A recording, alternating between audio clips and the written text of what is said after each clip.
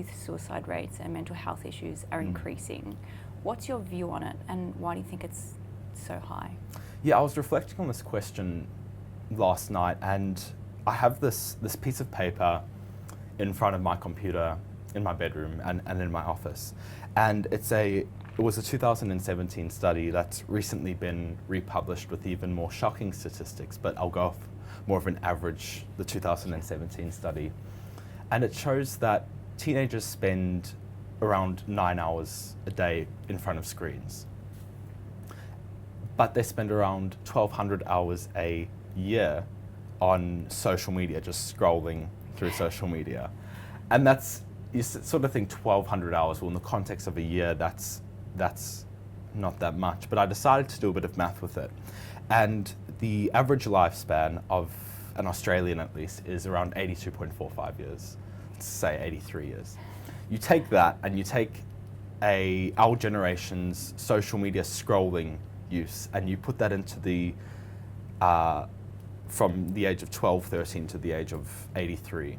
You take that and you sort of realize how much time you spend on social media. It's 9.72 years scrolling through social media. It's a lot of years.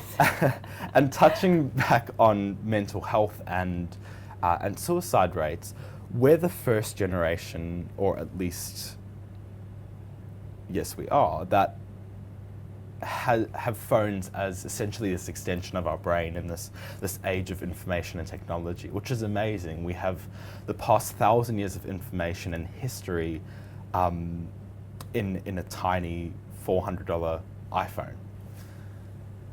But the problem with now social media is not social media in itself, is how we as a generation are trying to approach it, because it's such a new concept, and looking at a historical sort of timeline.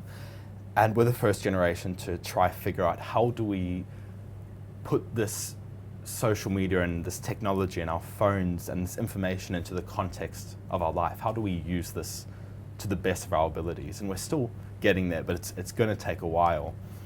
And the problem now with social media and this increased use is we're using social media daily, more than we often talk to anyone that we know, whether it be our family or best friends, which is shocking, because the problem with social media is that you take your everyday life and your mundane everyday responsibilities and life, and you compare it to someone's highlight reel on Instagram or Facebook, which for a young person is extremely damaging, especially when you're going through the developing stages. It's does something to your brain, and we don't know the full extent to which it can harm someone, but we're beginning to see it in a decade high youth suicide rate in Australia, and now New Zealand becoming one. I just saw the other day, New Zealand has become one of the highest youth suicide rates in the world.